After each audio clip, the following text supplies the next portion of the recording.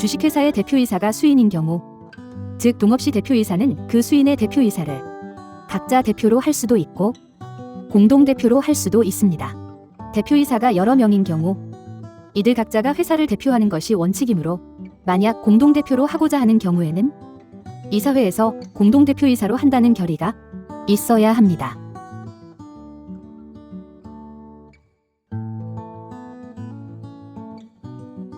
공동대표는 수인의 대표이사가 공동으로만 회사를 대표할 수 있습니다. 따라서 공동대표로 한 경우에는 모든 서류에 대표이사 전원이 공동으로 날인을 해야만 법률적 효력을 인정받을 수 있습니다. 이 방식은 회사의 대표로서의 행위를 어느 일방이 마음대로 할 수 없다는 단점이 있는 반면 회사 운영상의 투명성이나 상대방 견제 수단으로는 큰 장점이 됩니다. 이런 특징 때문에 상대를 신뢰하지 못하는 경우 또는 어느 일방이 회사와 대표이사 권한을 마음대로 하지 못하도록 하기 위한 경우에 주로 공동대표로 합니다. 공동대표로 정하기 위해서는 여러 명의 대표이사 선임 절차 이외에도 이들을 공동대표로 한다는 이사회의 별도 결의가 있어야 하고 이 결의는 법인등기부에 등기해야만 제3자에게 효력이 있습니다.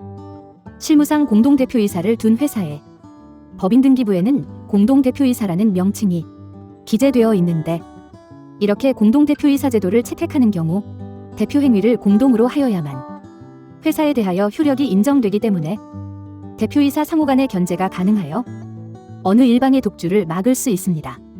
다시 말해 공동대표 중 어느 일방이 단독으로 대표권을 행사한 경우 이는 무권 대표 행위이므로 효력이 없습니다. 단 나머지 공동대표이사가 이를 사후에 추인함으로써 그 행위를 유효하게 만들 수는 있습니다. 만약 다른 회사와 거래를 할 때 한 명의 대표이사와 계약을 체결했다면 반드시 법인등기부 등본을 확인해 보아야 합니다. 상대 회사가 공동대표이사로 되어 있다면 계약이 무효로 될 위험이 있기 때문입니다.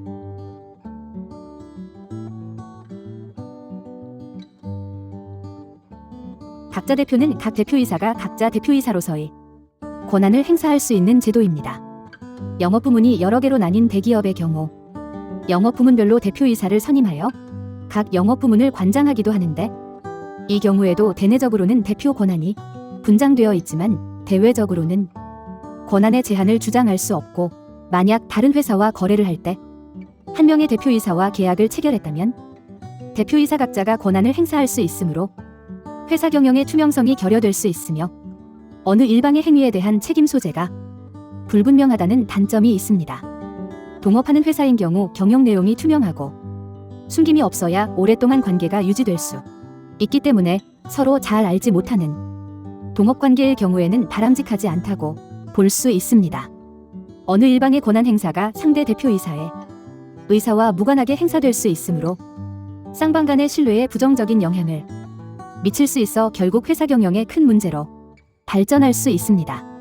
따라서 이러한 문제를 방지할 수 있도록 정관이나 이사회 결의를 통해 특정 대표이사의 대표권을 제한할 수 있도록 하고 있습니다.